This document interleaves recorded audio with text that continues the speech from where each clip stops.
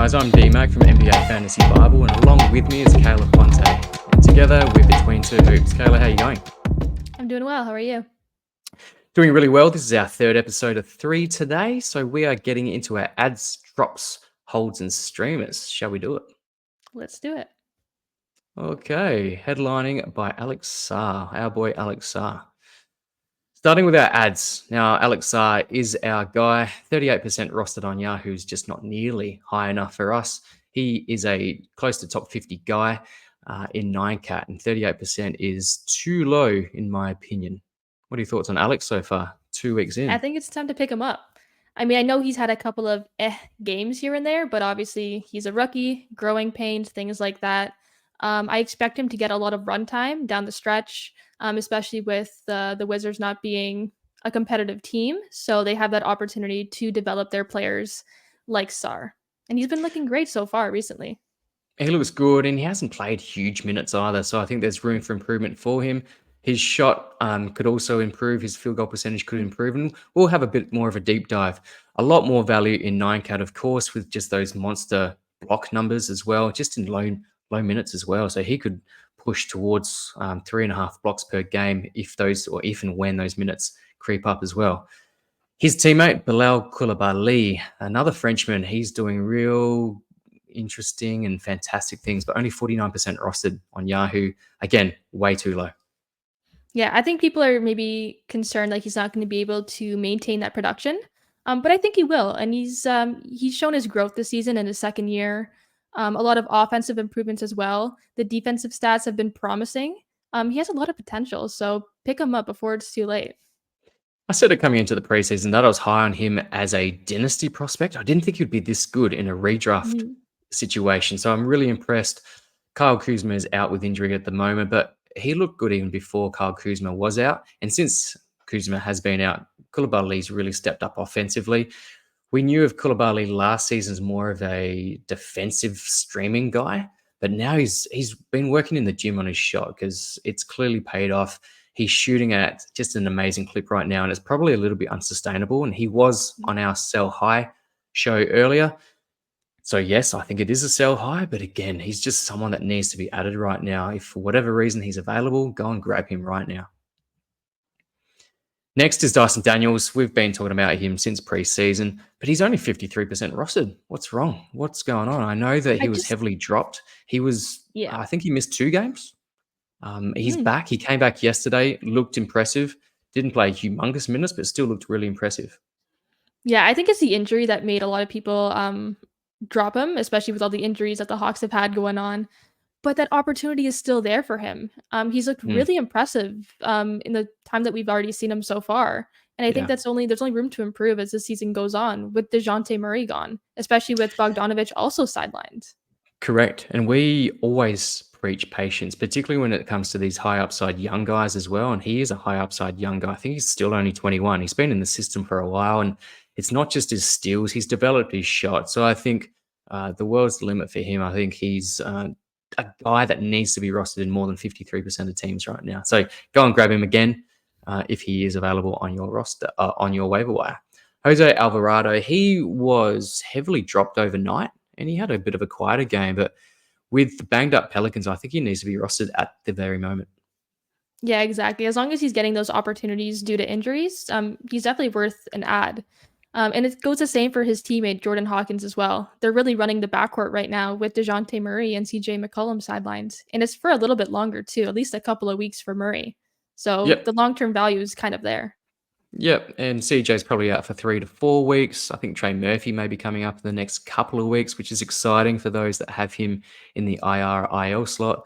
Herb Jones is out at the moment as well. So really banged up. So yeah, make sure that Jose Alvarado and Jordan Hawkins is rostered at this stage. Tari Eason, he had an absolute dream game in the last one against the Warriors, but of course, everything went his way. Houston were down big and they needed a spark off the bench. And who else to provide it but Tari Eason? And of course, our guy, or my guy, Iman Thompson. But Tari looked great. Yeah, he looked great. And like I said before, the main concern with me is just how the minutes shape up with their bench guys. There's a lot of mouths to feed on this team. But if he's getting those opportunities, and it's the same with Thompson, those would be my top players for ads off the bench for the Rockets. Yeah, for me, I think Amen should have been rostered anyway, and he shouldn't have been dropped, and he will be in our hold section coming up shortly.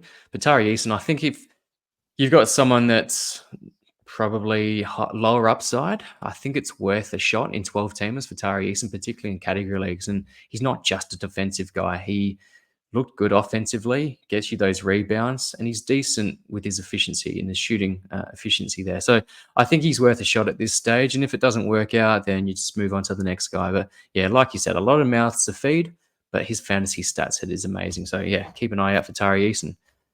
Grady Dick, we already spoke about him on our Sell High show. But Grady Dick, yeah, good opportunity. Still a couple of injuries for the Raptors, but playing really well right now. Yeah, especially with Quickly sidelined, he's really stepped up offensively. He had that 30-point game a couple of nights ago, which was just amazing. He's not the most versatile, like we've said, but he could still really contribute to those offensive categories. So that makes him a big ad. Yeah, he's a big ad to the big dick. But Jeremy Sohan, 62%, a little bit higher than the rest of these guys. So he probably doesn't need to be on this roster, or on this list, I should say. But Devin Vassell will be back shortly. But I still think Jeremy Sohan needs to be rostered right now. Yeah, I'm not really concerned about Vassell returning, affecting his value. I think he's looked really promising this season. He's playing in the proper position, which is very important, and I think he can maintain this value. Yeah, he is playing in the proper position, but I think it did actually help him playing more of that point guard role last season, and now having that veteran presence of Chris Paul there, a few other veteran guys on the team as well, mixed in with the fantastic youth that they've got as well. So I think it's working nicely. And the Spurs, I know it was a bit of a hot take for them to make the playoffs. Started off slowly, looked horrible, but they've looked much better in the last couple of games. So when Devin Vassell does return, I think they're going to be a much improved team. But in the meantime, Jeremy Sohan needs to be rostered. Next one is Christian Brown. He has just been solid the first 2 weeks, and for some reason he still isn't more than 50% rostered. 42% is way too low. Yeah, I think people kind of want to see if he can still maintain this value. Obviously, he's playing in a very stacked lineup, one of the best in the league, right, with Jokic. But still, like he's been very promising so far. The window to pick him up is very slowly closing. I think if he keeps his value up for this week, that those numbers are going to skyrocket. So if he's still available, you have to go grab him. Yeah, he may be on your back end of your roster, but I still think he's going to provide a lot of value. So yeah, he's got to be rostered. Payton Pritchard, less than 40%. With some of the highlights that he's putting on at the moment, I'm surprised that's not higher at this stage. And we know that when Boston rest one or two of their stars, he just goes off. And even when everyone's fit, there's nights where he just comes off the bench, looks electric, hits 4+ 3-pointers. Definitely very valuable, particularly in a category league. Yeah, I think it's a little bit of a similar situation like with the Nuggets. Pritchard is coming off the bench, which I think lowers him a little bit more, why people aren't paying as much attention. But I mean, he's still providing crazy value right now. And obviously that is with Kristaps Porzingis sidelines. But I mean, as long as he's doing this, you got to pick him up. Like he's done this consistently. We spoke about Drew Holiday being a buy low opportunity on another show, but Peyton Pritchard's really stepped it up offensively. And that's probably where Drew's sort of taken a back seat to Peyton Pritchard as well. So, yep, Drew is a buy low, but Peyton Pritchard's a sell high as well. But yeah, if he's not rostered, go and grab him. Lou Dort, he's hitting all his shots, and of course, he's bringing the defense to that OKC Thunder. He has to be rostered right now. I don't think he's just a streamer at this stage. And that's usually what we associate him as, like in the past few seasons, right? Because he's very inconsistent. But so far, we haven't really seen as much of that, and he's looked very promising. I'm still a little bit skeptical, but I mean, as long as he's playing like this, it makes sense to add him. Yeah, and he likely will be the worst player on your roster, but I think he has to be added until he just cools off. But yeah, right now he's red hot. Scottie Pippen Jr., we know how good he is, even off the bench behind Ja Morant. Marcus Smart is injured. There's a couple of other injuries. Desmond Bain, of course. So Scottie Pippen Jr., but the guy after him, Jalen Wells on the wing, he's looked good as well in the last couple of games. Mm-hmm. Pippen Jr. definitely stands out to me the most. Like you said, especially with all the injuries that are going on right now, he's going to have that increased opportunity. And he's been providing off the bench. So imagine what he can do with all of these injuries to Bane, Smart. I think he had a double double last game in points and assists. So awesome. And same with Yeah, Wells, he's a too. The opportunity's there. top 10 assist guy right now off the bench, which is very, very impressive. I think he's averaging close to 8 assists per game, which is crazy off the bench. But yeah, he's got to be rostered right now. Now, Tamani Kamara putting up some good numbers, particularly with the rebounding. Even steals, too. He's looked very, very good. And he's had that starting role. I believe he still has been starting. But he's looked great, especially with Shaden Sharp injured. So there's opportunities for him. I think Shaden Sharp does return shortly, hopefully in the next couple of weeks. Mhm. But whilst he's still out, I think Kamara still has some value. Bub Carrington, he looked really impressive, and he has been starting for the Wizards. Kyle Kuzma's been out, has given Bub the opportunity to start, and he's looked really polished as a youngster. Oh yeah, he's looked very promising. And with Kuzma out for about 2 to 3 weeks, he should continue to have that starting spot. Yeah, it's just such an exciting young team, the Wizards, and I keep banging on about them, but Paul is sort of their elder statesman right now, which is crazy to think. Santi Aldama, he was sort of on and off of waiver wires, but he's solidified himself as a nice role player and probably needs to be rostered in 12 teamers. Yeah, he's been great. And even JJJ, he's been okay so far. He's still ramping up with everything. So there's still that opportunity for him. But even once they're 100% in the front court, he still has that nice role that he carved out for himself. Yep.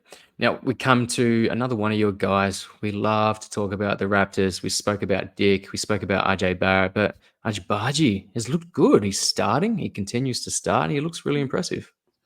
Yeah, he's looked amazing so far, and he's going to have that increased role while Scotty Barnes is sidelined for about 3 weeks. So go pick him up. Go pick him up. And yeah, it may only be a 3-week hold for now, but yeah, it's still very valuable. Malik Monk coming off the bench, 6-man type of guy, but still very valuable, giving you points, giving you threes, giving you assists. Yeah, and he's one of the best 6 men in the league. Even with the addition of DeMar DeRozan, we haven't really seen a drop off. So as long as he's providing that value, go pick him up. And he could be a little bit inconsistent at times, as we've seen in the past. But right now, he's really providing good value. And last on the list, and it's a maybe not a must roster guy, but Obi Toppin, he's got an opportunity to play as the backup center behind Miles Turner. We've unfortunately seen Isaiah Jackson go down for the season, which is extremely unfortunate. But Obi Toppin can play that small ball center role as that guy behind Turner. But of course, he can still come and play as a very nice offensive spark off the bench, even off of the wing as well. Oh, for sure. And the minutes are going to be there for him just due to injuries. I believe he started a couple of games last year too where he had promising value. So we saw flashes of that already. And as long as he's going to have that opportunity, he should provide decent value. Yeah, and James Wiseman also out for the season. So that's really Mhm. disappointing for the Indiana Pacers. But yeah, huge opportunity for Obi Toppin. Now, a bit more of a deep dive on our guy, if I can get to him. Here we go. Alex Sarr, guys. Deep dive on him. 38th in 9K. So that's crazy value. That's thank you, hashtag basketball, for that ranking. In points league, he's 90th. So nowhere near as valuable. And of course, that's attributed to that humongous 2.8 blocks per game statistic. Only playing 25 minutes per game. So still great opportunity there. What more can you say about Alex Sarr? I think he'll get better from here. I think so too. The opportunities are definitely there for him. I think the field goal percentage will come over time. He's had a couple of decent games in that area, but even like the defensive contributions have just been amazing with the rebounds, the blocks. I think the blocks do come down a little bit. It's only been about 2 weeks of the season, but still, I think he can really contribute in that area. I actually think he goes up. Like You think so? 24.8 minutes per game. I think he could push 30 come middle to end of the season. I could see him get to 3.5 blocks per game. And of course, it's not definitely a linear relationship between minutes and blocks because, of course, there's foul trouble that he may get into. But I think he could push 3.5 blocks per game. That field goal percentage could go up as well when he gets a little bit stronger throughout the season, more confident in his game. I think that could be more like a 42, 43% guy from the field. Yeah, I really like him, and I wouldn't be surprised if he ended up being a top 50 9-cat guy come end of season. So, yeah, really happy with him. He was one of our guys as a sleeper pick around that 110 mark. So, yeah, already getting fantastic value from that spot. So, yeah, coming in from the Perth Wildcats, number 2 draft pick, a lot of hype around him. But I think he's actually paid it off in spades. So, yeah, if you've picked him up, well done. I think he is a sell high right now just because there's a lot of hype around him. But again, if you can't sell high on him, just ride it out and you know that you're going to get some elite blocks down the stretch. His teammate, Bilal Koulibaly. Let's compare this season to last. Now, of course, he didn't have the same opportunities right now as he did last season, but yeah, in almost every facet of his game, he's improved. So 34th and 9K is an amazing ranking. Playing 34 minutes per game is super impressive. 19.4 points, but just look at those shooting splits. 60% from the field, but he's still shooting. He's still getting 2 threes a game as well, but he's bringing it on with his rebounds. The assists are sneaky good. The steals, of course, we knew him as a steals guy and a blocks guy last season. The blocks have actually come down, and I guess he's probably spending more time away from the rim, just looking for that outlet pass where he can actually run and just create havoc in the open court. So, yeah, that sort of makes sense. But, yeah, he's really improved on the offensive end. That usage is reflective of that as well. So, fantastic to have, sell high. But, again, I think he's going to be close to, he's definitely a top 100 guy rest of season, for sure. But can he be that top 50 guy in 9-cat? What do you think, Kayla? I was actually going to ask you the same question. I'm leaning more towards maybe top 80, top Mm-hmm. 70. Mm-hmm. The thing is too that the rankings are very skewed right now just because it's so early in the season and a lot of players are underperforming, overperforming, so that kind of messes up the rankings a little bit. Yeah. But I definitely think top, yeah, 70, 80 is well within reach, especially with the drastic improvements that he's made offensively. And I think a lot of his value is here to stay. I hope that the blocks go up because he is known for his defensive capabilities as well. I think over time, maybe it'll rise to maybe like half a block per game around there, I think is about realistic. Yeah. The field goal percentage, I think, comes down a little I bit. think so too. Yeah. Yeah, I don't think 60% is really sustainable for him, especially when you go from shooting 44% last season. So maybe closer to 50, high hoping. But even Yeah. the free throw, I think that comes down slightly. I think that's realistic, closer to that 50%, and even that's fantastic. If Mhm. he can still maintain those minutes, still maintain that usage when Kyle Kuzma's back, and they're a little bit healthier as well. So, yeah, fantastic to have him, and yeah, definitely a must-add guy in my opinion. Holds, my guy, Onyeka Okongwu missed the last game. Injury management, which is disappointing because he's a young guy, but they're still looking after him. But I've got both Hawk centers there, Onyeka Okongwu, and I think Clint Capella can still be held in most situations in 12-team, particularly in category leagues. When I'm talking points leagues, though, I don't think either of those guys are necessarily must roster. Now, you're the points league extraordinaire. What do you think of Okongwu and Capella in a points league situation? Yeah, I would say pretty much the same thing. If anything, I would probably hold on to Capella a little bit more than Okongwu. But then Hmm. again, it all comes down to how this center rotation is going to work out. Is there going to be a trade? Will Okongwu finally get that starting spot over Capella? So there's still a lot of question marks. So I would understand if you wanted to hold on to both of them. But if I had to choose one, it would be Capella over Okongwu for points. That's interesting, but that's a good perspective from a points league situation. Now, Scoot Henderson, we spoke about him. He's still a hold, in my opinion. The upside is big. He's not putting up the numbers that we'd like to see, but yeah, he's shown flashes there. Yeah, for sure. And I mean, it's still early in the season too. Obviously, like the field goal percentage, the turnovers are still significant areas of concern. But like you said, the potential is there. There's still a lot of time this season. Um, just hold it out. Just hold it out. A lot of guys that have drafted him are in punt field goal percentage builds anyway, so I don't think that's really something to be worried about at all for those guys anyway. Jonathan Kuminga, Trace Jackson Davis, both Warriors I still think need to be held. Jonathan Kuminga was disappointing as a starter, has looked better coming off the bench actually. And Steph returning, I don't know if that directly impacts him because if Kuminga's still comes off the bench, I still think he'll have high enough usage to be a 12-team rosterable guy. Yeah, I think so too. And there's still plenty of season left to be played. So I'm not super worried.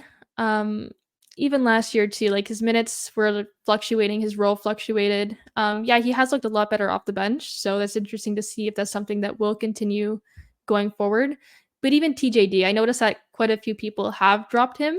That's not something I would do just quite yet. He's very good in field goal percentage, can give you a couple of points, good rebounds, some blocks. So the potential is there. Not to mention Draymond Green, a little bit volatile at times. So Yeah. not to say that he'll be suspended, but hey, it's happened more often than not for it to be an outlier. So who knows what's going to happen there? It's a few down the list. I've got Kuminga listed twice, which is a shame, but Brandon Pajemski as well. I think right now, even with Steph likely returning in the next game, I still think you'd need to hold him just to see where it goes with that. I guess with that rotation, D'Anthony Melton's still out for a little bit. I think at least a couple of more weeks. Mhm. We know Buddy Hield's played really well this season, but I'd love to see just these guys still on rosters and 12-teamers. Yeah, and I think they'll get their chances too, to really shine. Curry could be injury prone at times, especially with his ankle. So the opportunity should come, even with Draymond Yep. Green as well. Yeah, in amongst all those worries, I've shoved in Amen Thompson there. For me, he still needs to be held. A lot of people have dropped just because they are frustrated that we're not getting the output that we expected from him. I still think he's, and we saw it in the last game, just the flashes of brilliance from this guy. And yeah, there are a lot of mouths to feed in Houston, but I think patience will pay off eventually. But for those that don't have that patience, then of course I understand the drop. But I would prefer if I had him on my roster, and I do in a couple of spots, I'm still holding. So um, I think you might have a different opinion there. Yeah, slightly different. I will say though, I think that if there are no better waiver wire pickups, I would hold him on my roster. But if there is that hot free agent, I probably would drop him just because I'm still concerned about the minutes. Obviously, he has that potential, like we saw in the previous game. Same thing with Eason. I'm just concerned about that, and I understand how a lot of people get frustrated, and they are quick to drop. You do have to have a Mhm. little bit of patience, but also know when to drop. So if he is your worst player, but there are no better options available on the wire, I would hold him. Here's a question for you: Eason or Amen? Amen. Yeah, Amen. Amen to amen. that. What Okay. about you? I know you like both, but I like both. I'd still go Amen at this stage. yeah. I think, yeah, Eason can be a little bit up and down, but yeah, he's Mhm, building. They're both building right now, so I'm liking both of them. mhm. Trey Man, I'm holding, and most people is going, why are you saying holding? He should be a must-add guy, if anything. But Brandon Miller's back. I think Trey Man, he showed in the last game that he just didn't have the same usage, same number of shots, same number of minutes. So I think he's still right now. He needs to be held and just see where it goes because, yep, his role hasn't changed in terms of coming off the bench, but I think the opportunities and the usage just have diminished since Brandon Miller's return. Yeah, definitely. I think he only had 10 points last game when Brandon Miller returned, but he's still that Mhm. sixth man off the bench. I think he could still carve out a solid role for himself, and I'm not going to drop until I see how the minutes and the usage shapes up.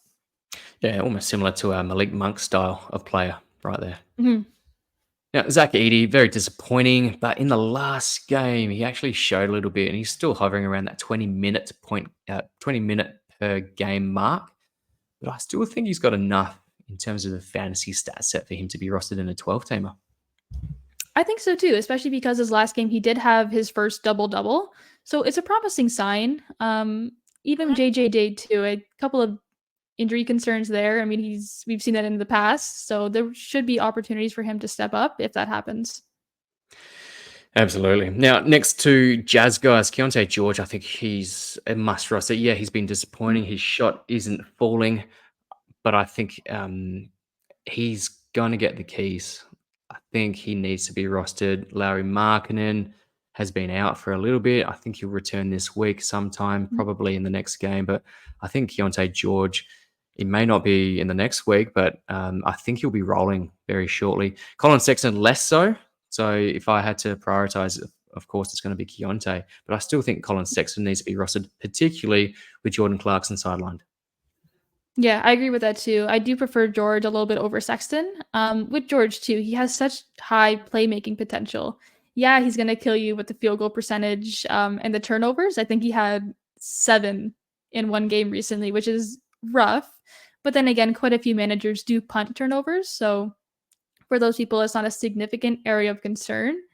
But still, the upside is there. He was really promising in in last season's the second half, so I'm waiting for that to happen again.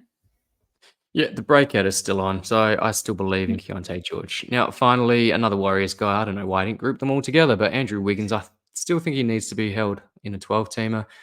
He missed the last game, but yeah, go and grab him if he's still available. Yeah, because he's looked really good actually, especially after that disappointing year. So I'd be willing to take the chance and hold him.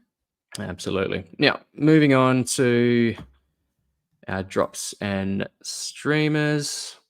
Now, let's preface this by saying that these guys are drops, but also streaming opportunities as well. So I don't think they have to be held, but they can be held in certain situations. And we'll go through these shortly. But Mike Conley can still be held, particularly in the next couple, just to see where it goes. But the minutes are of concern to me.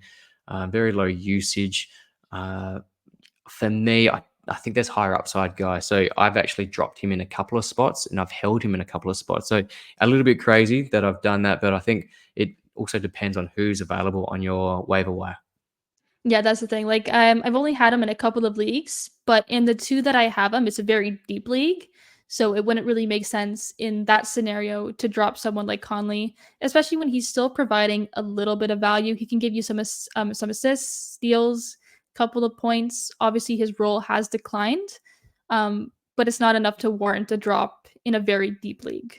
And he did play the back to back Mhm. late last week, which was somewhat surprising, but I wouldn't be surprised later on the season that he starts sitting one of those legs of a back to back as well. He's an old guy. He's probably my age, to be honest, and I'm ancient. Next one, Alex Caruso. Now, really depends. And we call him a streamer or a drop, but a streamer for categories when you're looking at steals. Unfortunately, I don't think he's going to get back to where he was with the Bulls. And that's just because the OKC Thunder are just talent ridden. But for points, I think he's an easy drop as well.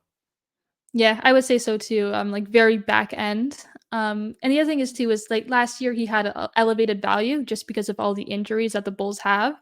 So I think that was influencing a lot of people's decisions when drafting him. They expected maybe something similar, but Mhm. obviously, like you said, the Thunder are a very stacked team. Very stacked team, and they're going to get even more stacked once Isaiah Hartenstein returns as well. Al Horford. Now, again, I did say that we'll preface some of these guys, and I preface this by saying Al Horford, I think, is a must roster guy in roto situation. Head to head categories, less of a hold, and I think he's more a streamer. And in points, I don't think he needs to be held in a 12-teamer at all. What do you Yeah, say? definitely not in points. He's just a streaming opportunity there. Yeah, he's not providing enough to warrant a roster spot for points leagues, but he's a good streamer. Nothing more than that, really.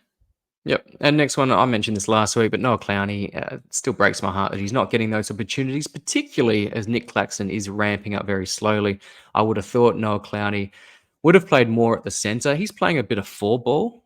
He's playing alongside of Claxton as well, which is interesting. And particularly come late season, I think it's something to keep an eye on. Yeah, definitely down the stretch when they go full blown tank. But right now, if the minutes aren't there, then you can't hold on to him.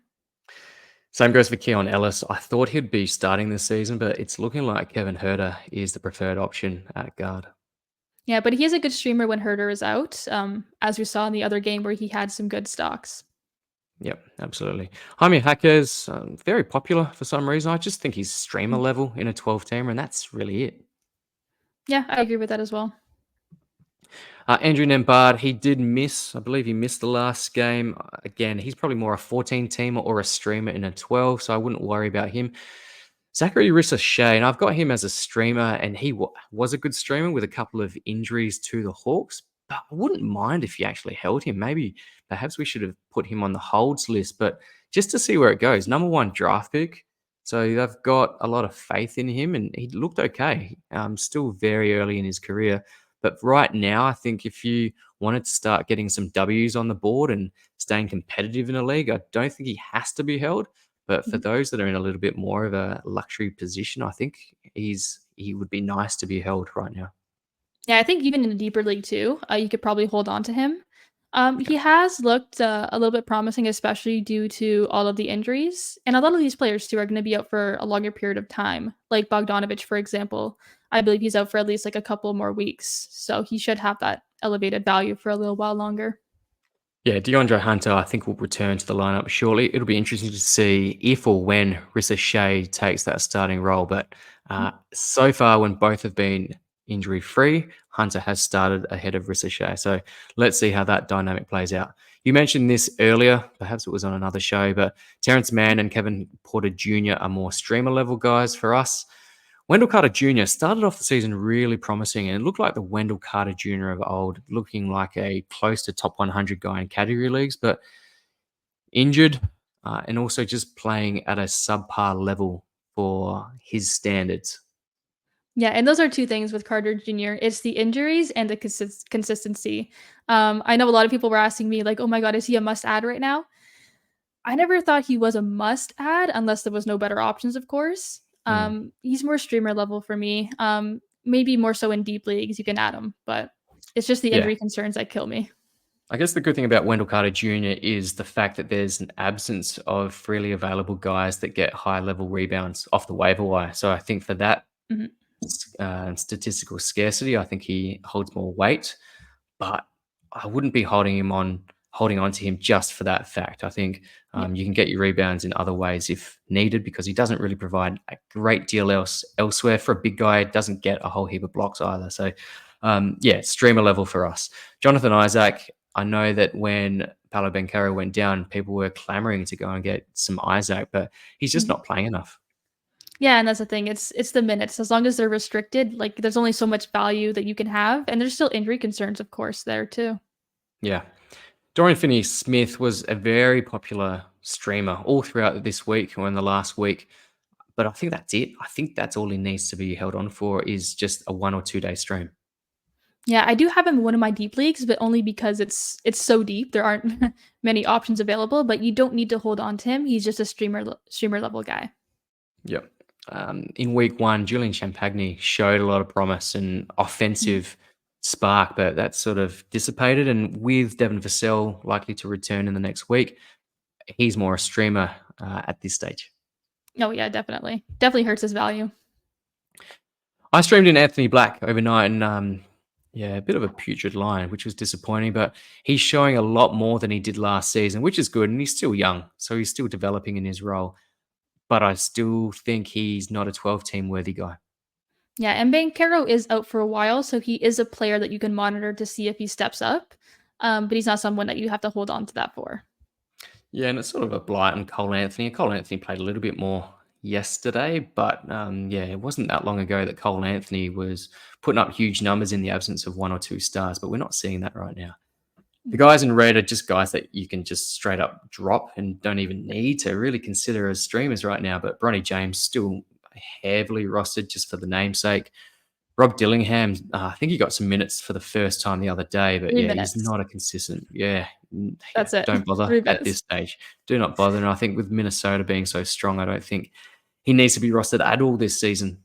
Lonzo Mhm. Ball, it's fairy tale, really. I'd like to see him playing a little bit more, but I don't think he needs to be held or even streamed for that matter. Yeah, I agree with that. I think the Bulls are going to be really careful with him too, especially like when you think about it, he hasn't played for 2 years, right? Yeah, So you don't want to yeah. chance anything, of course. You don't And want he a is chance dealing with an anything. injury already. I believe his wrist, if I'm remembering correctly. Right. Need to He check has that. some Yeah, injury, that's yeah.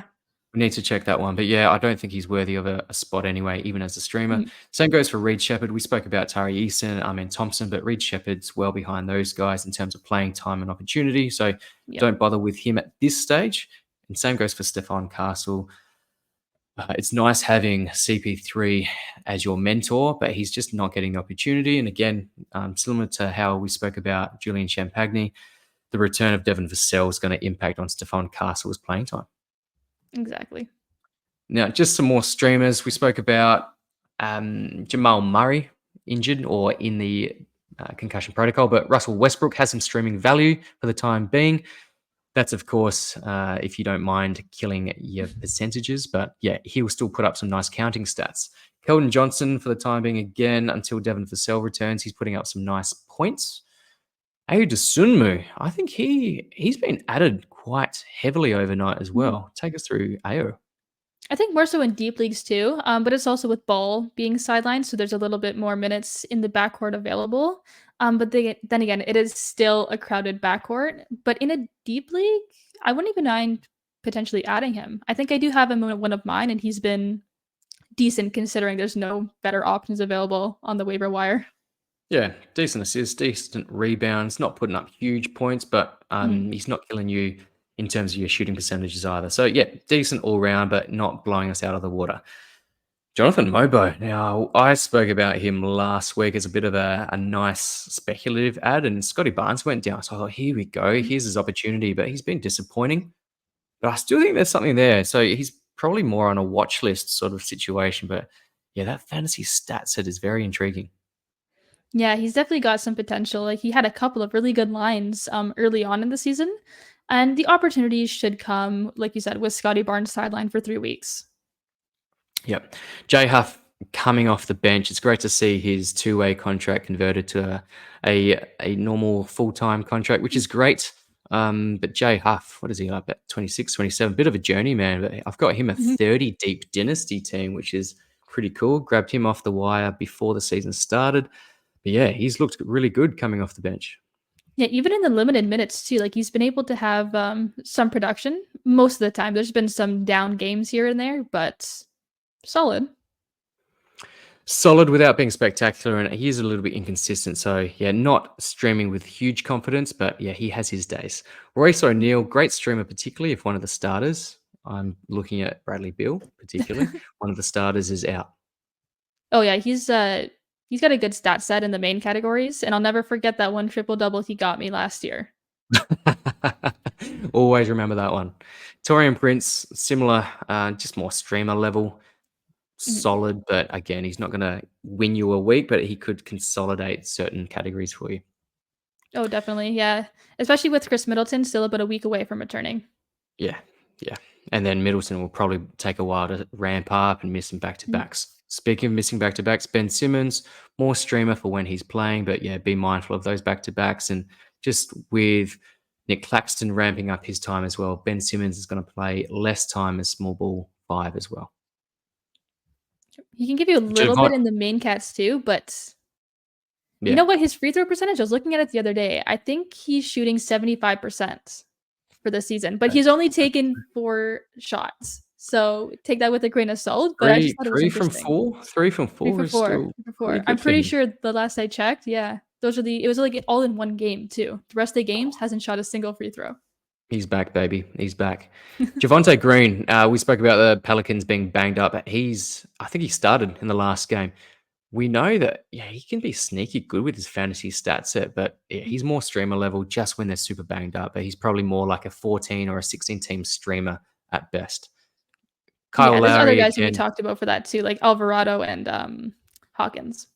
Yeah, definitely better options out there. But yeah, if you are desperate and there's no one else available, Javante Green is someone to consider. Kyle Lowry, of course, we spoke about 76ers and a couple of returning stars very surely, but Kyle Lowry has proven to be quite valuable. Yeah, he's been decent off the bench too. Not someone that you have to hold on to, but good streamer level. Yeah, and similar sort of value with Ty Jerome, just sort of backup point guard statistics, some nice assists, decent efficiency. But yeah, nothing that's going to win you your league, but does Mhm. contribute to some assists throughout the week. Zaire Williams has actually looked okay coming off the bench as well. Yeah, he's looked decent. Don't have to hold him either. Same kind of thing with Lowry and some of these other guys, but streaming opportunities here, especially with injuries. Yeah. And we'll just race through some of these other ones. But Harrison Barnes, we don't really need to talk about, but we know he provides points, some threes.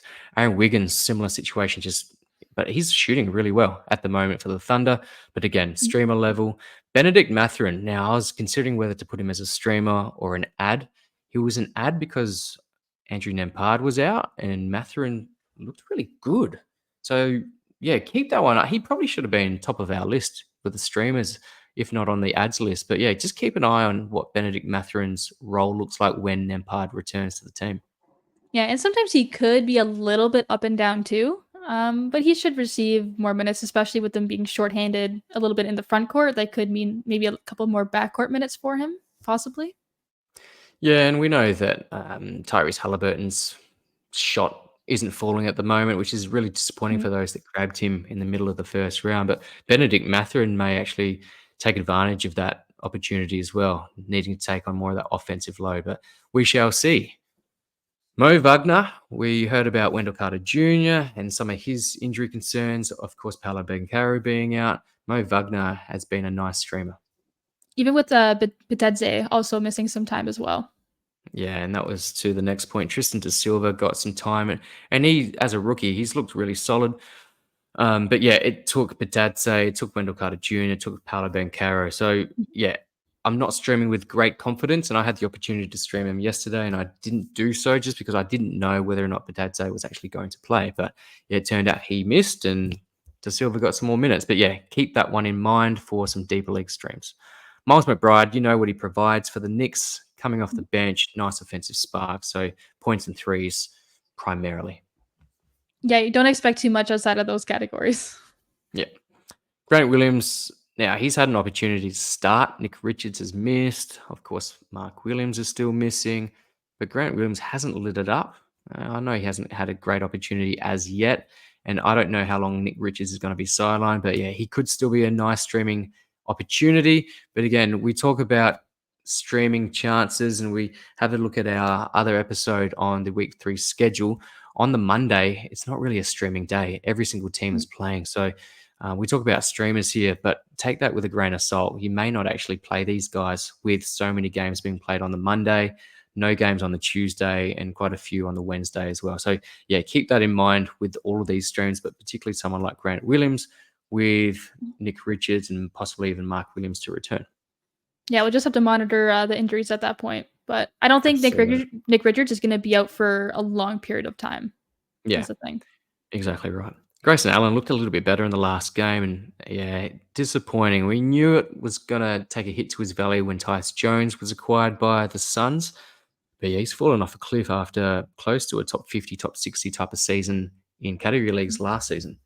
Yeah, really disappointing. But I mean, like I said, like you said before, with Bradley Beal missing probably some time, he could see increased minutes, more so Royce O'Neal, but still has that potential there.